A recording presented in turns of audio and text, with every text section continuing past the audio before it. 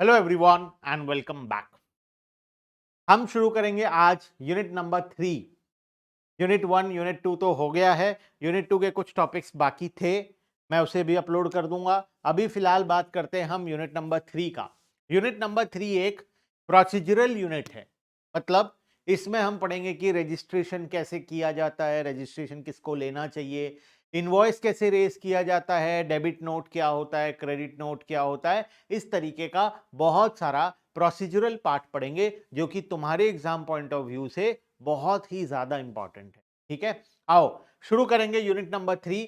GST, goods and service tax and other indirect tax. GST and other indirect tax पहले मैं syllabus discussion में भी तुम्हें बताया हूं कि जीएसटी यूनिट 1, 2 एंड 3 है और ये अदर इनडायरेक्ट टैक्स जो है ये तुम्हारा यूनिट नंबर 4 है। ठीक है, आ जाओ बीकॉम एनईपी यूनिट नंबर 3। आ जाओ फर्स्ट टॉपिक हमारा रजिस्ट्रेशन अंडर जीएसटी लॉ।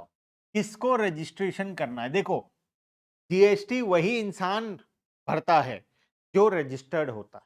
मतलब अगर मुझे कोई बिजनेस करना है तो मुझे जीएसटी नंबर लेना पड़ेगा। जीएसटी नंबर कैसे लूंगा? मैं डिपार्टमेंट में जाऊंगा, गवर्नमेंट के जो जीएसटी डिपार्टमेंट है, या ऑनलाइन पोर्टल में जाऊंगा। आजकल सारा प्रोसेस ऑनलाइन हो गया है। मैं वहां पर जो भी डॉक्यूमेंट्स हैं, क्या क्या लगते हैं, मैं सब बता दूंगा। वो सब अपलोड करके, वो सब करके मैं नया जीएसटी नंबर के लिए अप्लाई कर दूंगा और मेरा जीएसटी नंबर आ जाएगा। जब जीएसटी नंबर आ जाएगा तो मैं कौन बन जाऊंगा? मैं एक रजिस्टर्ड पर्सन बन जाऊंगा according to GST law. Government registered person को ही नॉर्मली पकड़ता है जीएसटी के अंदर में, और एक रजिस्टर्ड पर्सन को ही जीएसटी के सारे रूल्स एंड रेगुलेशन फॉलो करना पड़ता है। तो जीएसटी में सबसे पहला स्टेप होता है रजिस्ट्रेशन। पहले तुम्हें अपने आप को रजिस्टर करवाना पड़ेगा, रजिस्ट्रेशन अंडर जीएसटी लॉ। ठीक है, अब रजिस्ट्रेशन क्या हर कोई करवाएगा? अगर तुम्हें छोटा बिजनेस करना है, मान लो एक पान दुकान खोलना है या एक ठेला खोलना है, तो क्या तुम्हें रजिस्ट्रेशन लेना पड़ेगा? जरूरी है, मैंडेटरी है। रजिस्ट्रेशन का एक लिमिट है। लिमिट इसीलिए है ताकि ये जो छोटे छोटे बिजनेसमैन है ना, गवर्नमेंट इनको एग्जेम्प्ट कर सके, क्योंकि ये छोटे छोटे बिजनेसमैन इतना सारा जीएसटी लॉ के साथ कंप्लाई नहीं कर पाएंगे। तो इन लोगों को छूट देने के लिए गवर्नमेंट एक बेसिक मिनिमम लिमिट रखा है। उस लिमिट से ज्यादा अगर तुम्हारा टर्नओवर है साल का, तब तुम जीएसटी में रजिस्टर करोगे, अदरवाइज तुम्हें जीएसटी में रजिस्टर करने का कोई रिक्वायरमेंट नहीं है। ठीक है, आओ सारा रूल्स पढ़ेंगे रजिस्ट्रेशन का। Goods and service tax, GST is destination based indirect tax levied on supply of goods and service in India। India में गुड्स एंड सर्विस के बेसिस पर जीएसटी लगाया जाता है और ये एक डेस्टिनेशन बेस्ड इनडायरेक्ट टैक्स होता है। डेस्टिनेशन बेस्ड मतलब मान लो ए है, बी है। ए है छत्तीसगढ़ में, बी है उड़ीसा में। ए बी को सामान बेच रहा है, ए बेच रहा है सामान बी को, तो जो टैक्स है वो कौन सा गवर्नमेंट लेगा? वो ओडिशा गवर्नमेंट लेगा, क्योंकि गुड्स कहां पर फाइनली गया? ओडिशा में गया। स्टार्ट छत्तीसगढ़ से हुआ था लेकिन गया कहां पर? ओडिशा में गया। तो टैक्स कौन से गवर्नमेंट को मिलेगा? ओडिशा के गवर्नमेंट को टैक्स मिलेगा। इसीलिए इसको बोलते हैं destination based indirect tax levied on supply of goods and service in India. Registration under GST is mandatory. GST के लिए मैंडेटरी होता है for businesses meeting certain turnover threshold. एक लिमिट से ऊपर अगर तुम्हारा टर्नओवर होगा तो तुम्हें जीएसटी में अपने आप को रजिस्टर करवाना पड़ेगा। It allows businesses to collect GST and claim input tax credit. तुम जीएसटी कलेक्ट कर सकते हो और इनपुट टैक्स क्रेडिट तुम डाल सकते हो, मतलब इनपुट टैक्स क्रेडिट तुम क्लेम कर सकते हो। क्लियर है बात? तो जीएसटी में रजिस्ट्रेशन किसको करवाना है? जिसका एक बेसिक मिनिमम टर्नओवर से ज्यादा होगा। वो लिमिट भी मैं तुम्हें बता दूंगा, लेकिन अभी माइंड में ये रखो कि जो एक सर्टेन लिमिट से ज्यादा टर्नओवर करता है वही लोग अपने आप को जीएसटी में रजिस्टर करवाते हैं। ठीक है, आगे चलते हैं। Meaning of GST registration. GST registration is the process by which business obtain GST identification number. जब तुम रजिस्टर करवाओगे तब तुम्हें एक जीएसटी आइडेंटिफिकेशन नंबर मिलेगा, जिसको जीएसटी नंबर बोलते हैं या जीएसटी आईएन बोलते हैं, जो GST identification number from the government. This is similar to PAN number, बस but specific to GST. Normally 15 digit का ये नंबर होता है। मैं तुम्हें बताऊं ये किस तरीके का होता है। ओडिशा है तो स्टार्टिंग में होगा 21। ओडिशा का कोड है। हर गवर्नमेंट में, हर अकॉर्डिंग टू इंडिया, हर स्टेट का एक कोड होता है। ओडिशा का कोड है 21, तो ओडिशा के जितने भी जीएसटी नंबर होंगे वो स्टार्ट होंगे 21 से। 21 के बाद 10 डिजिट, ये तुम्हारा पैन नंबर होगा, यहां से यहां तक पैन नंबर होता है ना। जो भी आदमी जीएसटी अप्लाई करेगा उसका जो पैन नंबर है 21 के बाद 10 डिजिट उसका पैन नंबर होगा। कितने हो गए टोटल? 12 डिजिट हो गया। लास्ट का जो 3 डिजिट होगा ये रैंडम नंबर्स होंगे, ठीक है। GST is 15 digit alpha numeric numbers. registration is compulsory for certain category of person and optional for others. Registered person can charge GST on sales and claim input tax credit. 15 digit का number होता है, start होगा 21 से for Odisha. अलग अलग state का starting का 2 digit अलग अलग होता है। छत्तीसगढ़ का अलग है, आंध्र प्रदेश का अलग है, बिहार का अलग है, हर स्टेट का अलग अलग है। ओडिशा का है 21। ओडिशा 21 से शुरू होता है। क्लियर है बात? चलें आगे। Yes sir. Who is required to register under GST? किसको जीएसटी में रजिस्ट्रेशन लेना है, किसको नहीं लेना है? आओ सबसे पहले जो लिमिट था उसके बारे में बात करें। टर्नओवर थ्रेशोल्ड लिमिट, कितना टर्नओवर होगा तो तुम जीएसटी में रजिस्टर करोगे, कितना, वो लिमिट क्या है? In case of goods the limit is 40 lakhs। Limit is 40 lakhs in case of goods, 20 lakhs in case of services. अगर तुम कोई सामान बेचते हो तो तुम्हारे लिए 40 lakhs का लिमिट है, और अगर तुम कोई सर्विस बेच रहे हो तो तुम्हारे लिए 20 लाख का लिमिट है। ये जनरल लिमिट है, normally applicable to all states. For some specific category states, north east states and hilly states जो हैं उनके लिए लिमिट इसका आधा है, 20 lakh for goods and 10 lakh for services. ये किसके लिए? North east states and hilly areas के लिए ये ऐसा हो, ठीक है।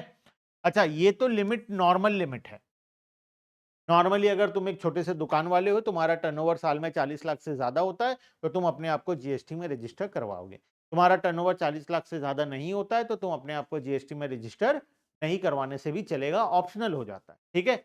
लेकिन अगर तुम इंटर स्टेट सप्लाई कर रहे हो, कभी कभी टर्नओवर का लिमिट को नहीं देखा जाता, हर इंसान के लिए मैंडेटरी हो जाता है। कब? जब ये केसेस आता है। ये केसेस मतलब जब तुम इंटर स्टेट सप्लाई कर रहे हो।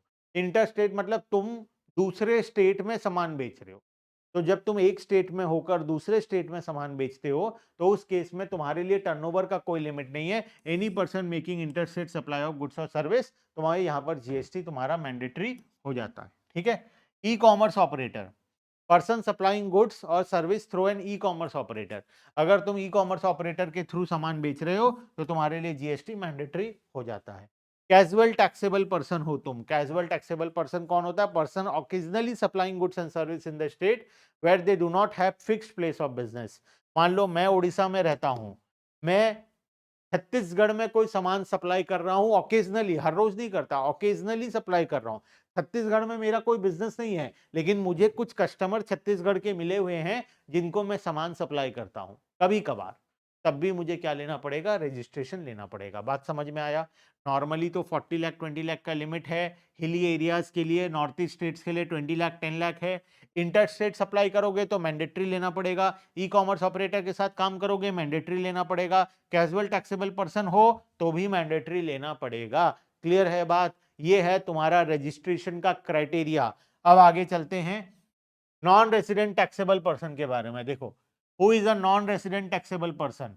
एक इंसान जो इंडिया से बिलोंग नहीं करता, वो इंडिया का रेसिडेंट नहीं है लेकिन वो इंडिया में टैक्सेबल पर्सन है, ठीक है। Foreign person supplying taxable good service in India, कोई फॉरेनर है जो इंडिया में taxable goods and service supply करता है तो उस केस में भी उसको जीएसटी रजिस्ट्रेशन लेना पड़ेगा। और कुछ स्पेसिफिक कैटेगरी हैं जिनको मैंडेटरीली लेना पड़ेगा रजिस्ट्रेशन। देखो 40 लाख 20 लाख 20 लाख 10 लाख जो लिमिट है ये नॉर्मल लिमिट्स है, लेकिन इसको छोड़कर बाकी केसेस में चाहे तुम्हारा टर्नओवर उतना हो या ना हो, तुम्हें मैंडेटरी जीएसटी रजिस्ट्रेशन लेना पड़ता है कैजुअल टैक्सेबल पर्सन के केस में।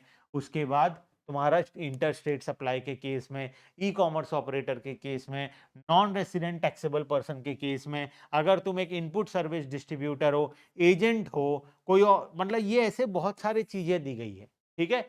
एक एक करके आगे जाकर तुम हर एक चीज का मतलब समझोगे, लेकिन अभी के लिए मानकर चलो 40 20 10 20 10 जो लिमिट है वो नॉर्मल लिमिट है, उसके अलावा बाकी कैटेगरीज में मैंडेटरी है जीएसटी रजिस्ट्रेशन लेना, ठीक है। ऑप्शनल रजिस्ट्रेशन, कभी कभार तुम्हारे लिए रजिस्ट्रेशन ऑप्शनल होता है, कब? Small tax payer below the threshold limit, अगर तुम्हारा 40 लाख 20 लाख का लिमिट नहीं है तो तुम्हारे लिए जीएसटी रजिस्ट्रेशन ऑप्शनल है, ऐसा नहीं कि तुम नहीं ले सकते, तुम ले सकते हो, दैट इज ऑप्शनल, तुम्हारा मन है तो लो, नहीं है तो मत लो। Small tax payer below the threshold limit may opt for voluntary registration to avail input tax credit. Startup and small business sometimes choose voluntary registration. Startup है, स्मॉल बिजनेस है, तो वो voluntary registration to increase credibility with supplier and customer. जिसका GST number होता है ना, normally लोगों को उसके ऊपर थोड़ा ट्रस्ट बढ़ जाता है, उसके बारे में वो ऑनलाइन चेक कर सकते हैं ना जीएसटी नंबर डालकर, तो उसको ट्रस्ट बढ़ जाता है। तो तुम नए कस्टमर के सामने अपना ट्रस्ट बनाने के लिए तुम जीएसटी नंबर लेना चाहो तो तुम ले सकते हो। बेसिकली नॉर्मली ऑप्शनल है सभी के लिए, लेकिन जब तुम लिमिट को क्रॉस कर दो तब वो मैंडेटरी होता है, ठीक है। चलो आगे, टाइप ऑफ जीएसटी रजिस्ट्रेशन, कितने टाइप का जीएसटी रजिस्ट्रेशन? एक तो होता है regular tax payer registration, regular tax payer, who is a regular tax payer, ठीक है। मैं चाहता हूं मैं तुम्हें इसको डिटेल में थोड़ा पढ़ाऊं, ये तो यहां से हम कल पढ़ेंगे, ठीक है। ये वाला स्लाइड लास्ट पढ़ेंगे आज, लेकिन थोड़ा डिटेल में समझेंगे, ध्यान देना। रेगुलर टैक्स पेयर कौन होता है? रेगुलर टैक्स पेयर मतलब सर जो डेली टैक्स पे करता है, डेली कोई टैक्स पे करता है? नहीं। देखो ध्यान, ये है, नॉर्मली दो प्रकार का रजिस्ट्रेशन होता है, रेगुलर और कॉम्पोजिट। मान लो मैं एक दुकानदार हूं, सेलर हूं, और मैं एक छोटा सा सेलर हूं, मेरा टर्नओवर 50 लाख, 40 लाख से नीचे होता तो मैंडेटरी नहीं होता, लेकिन मेरा टर्नओवर 50 लाख है, मतलब मेरे को जीएसटी नंबर लेना मैंडेटरी है, ठीक है। अब मेरे पास दो ऑप्शन है, एक रेगुलर वाला ऑप्शन है और एक कॉम्पोजिशन वाला ऑप्शन। मेरे पास दो ऑप्शन है, एक रेगुलर एंड एक कॉम्पोजिशन। अगर मैं रेगुलर में रजिस्टर्ड होता हूं तो मुझे ऑल डॉक्यूमेंट्स मेंटेन करना पड़ेगा, सारा बिल काटना पड़ेगा, सब कुछ प्रॉपरली मैनेज करके रखना पड़ेगा। और मैं क्या करूंगा, जो सेल करूंगा उस पर 18% जीएसटी चार्ज करूंगा, और जो बाय करूंगा उस पर 18% आईटीसी ले लूंगा, डिफरेंस अमाउंट को मैं पे करूंगा। बात समझ में आया? मतलब सेलिंग अमाउंट पर जीएसटी चार्ज करूंगा कस्टमर से, बाइंग का जीएसटी को इनपुट ले लूंगा, डिफरेंस फिगर जो होगा उसको मैं गवर्नमेंट को पे करूंगा। और ये सारा हिसाब किताब मुझे संभाल कर रखना पड़ेगा सालों तक, और मुझे पूरा प्रॉपर कैलकुलेशन करके रखना पड़ेगा। मतलब इसमें टाइम लगेगा, इसमें मेहनत लगेगा, इसमें अकाउंटेंट को भी रखना पड़ सकता है, खर्चा होगा। गवर्नमेंट बोला कि तुम एक छोटे से टैक्स पेयर हो, हाँ माना मैं तुम 40 लाख से ऊपर हो, तुम्हारा टर्नओवर 50 लाख है, हम तुम्हें एक और ऑप्शन देते हैं, कॉम्पोजिशन स्कीम। कॉम्पोजिशन स्कीम क्या होता है? टर्नओवर का एक सर्टेन परसेंटेज तुम डायरेक्टली गवर्नमेंट को पे कर दो, डायरेक्टली गवर्नमेंट को टर्नओवर का एक सर्टेन परसेंटेज पे कर दो। ना तुम्हें बुक्स ऑफ अकाउंट्स मेंटेन करना है, ना कुछ माथापच्ची करना है, ना जीएसटी चार्ज करना है, ना इनपुट टैक्स क्रेडिट लेना है, तुम्हें कुछ भी करना नहीं पड़ेगा। सिंपली पे for certain percentage of turnover, जैसे कि 1% फॉर ट्रेडिंग बिजनेस। अगर तुम्हारा गुड्स खरीद कर बेचने का बिजनेस है तो तुम 1% डायरेक्टली पे कर दो, तुम सारे झंझट से माफ कर दिए जाओगे। 50 लाख का टर्नओवर है, साल में 50,000 रुपए, 50 लाख का 1%, 50,000 रुपीज जीएसटी जमा कर दो गवर्नमेंट के पास, तुम्हारा काम खत्म और तुम्हें कुछ करना नहीं पड़ेगा। बात समझ में आया? तो हमें दो ऑप्शन दिया गया, रेगुलर ऑप्शन, कॉम्पोजिशन ऑप्शन। अगर तुम सारा झंझट करना चाहते हो तुम कर सकते हो, आउटपुट इनपुट करके डिफरेंस अमाउंट पे करके, या फिर तुम कॉम्पोजिशन में डायरेक्टली 1% पेमेंट कर सकते हो, जो तुम्हारा इच्छा तुम वो कर सकते हो। तो यहाँ पर दो स्कीम दिया गया है, पहला है रेगुलर टैक्स पेयर स्कीम और सेकंड में है कॉम्पोजिशन स्कीम, ठीक है। Normal registration for business exceeding threshold limit, and composition वाला तो उनके लिए होता है स्मॉल बिजनेसेस के लिए जिसका टर्नओवर 1.5 करोड़ है। मतलब लिमिट था 40 लाख का, कि 40 लाख के ऊपर तुम्हें रजिस्ट्रेशन लेना पड़ेगा, अप टू 1.5 करोड़ तुम्हारे पास दो ऑप्शन होता है, आइदर तुम रेगुलर में जा सकते हो, कॉम्पोजिशन में जा सकते हो, ठीक है। लेकिन 1.5 करोड़ से भी ऊपर है तुम्हारा टर्नओवर, तब तो तुम्हें सिर्फ रेगुलर पर ही जाना पड़ेगा, कॉम्पोजिशन तुम्हारे लिए नहीं है। Pay tax rate fixed without claiming input tax credit, ठीक है, क्लियर है। उसके बाद आता है कैजुअल टैक्सेबल पर्सन।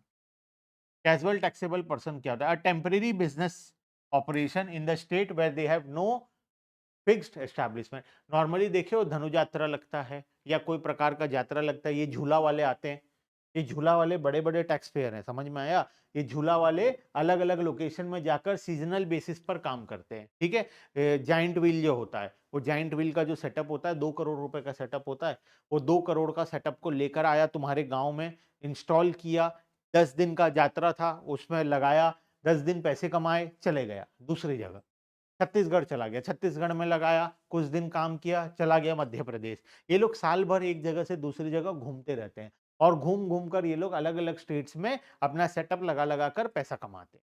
तो इस केस में ये जो मेला लगता है, इसमें झूला वाले होते हैं, इसमें कैंप लगाने वाले होते हैं, ये सबका इनको बोला जाता है कैजुअल टैक्सेबल पर्सन। ये लोग हर स्टेट से बिलोंग नहीं करते, इनका एक ही लोकेशन है, लेकिन ये बिजनेस हर स्टेट में घूम घूम कर साल भर करते रहते हैं। तो उस केस में इनको as a casual taxable person register करवाना पड़ता है, ठीक है। फोर्थ होता है non resident taxable person. Non resident taxable person एक स्पेसिफिक कैटेगरी का आदमी होता है जो इंडिया से बिलोंग नहीं करता, वो इंडिया के बाहर है, लेकिन वो इंडिया में बिजनेस चला रहा है, वो इंडिया में taxable goods and service supply कर रहा है, वो है इंडिया के बाहर, लेकिन वो इंडिया में ये सारा काम करता है। इसको बोलते हैं non resident taxable person, NRTP registration, foreign business supplying goods and services in India. और आखिरी में है SEZ unit registration. Special economic zone में अगर तुम जीएसटी रजिस्ट्रेशन लेते हो तो तुम्हें स्पेशल काइंड ऑफ बेनिफिट्स मिलते हैं, ठीक है। तो उन बेनिफिट्स लेने के लिए तुम एसईजेड रजिस्ट्रेशन कर सकते हो। ये कहां पर होता है? स्पेशल इकोनॉमिक जोन में ही होता है। एसईजेड में अगर तुम कोई फैक्ट्री सेटअप की हो तो उस फैक्ट्री का एसईजेड रजिस्ट्रेशन होगा और उसमें तुम्हें एक्स्ट्रा बेनिफिट्स मिले। क्लियर है बात? तो ये है हमारा टोटल आज का टॉपिक रजिस्ट्रेशन से रिलेटेड। इसमें कुछ पॉइंट्स अभी भी बाकी हैं जो कि हम नेक्स्ट क्लास में आगे कंटिन्यू, ठीक है। चलो, bye bye everyone and thank you.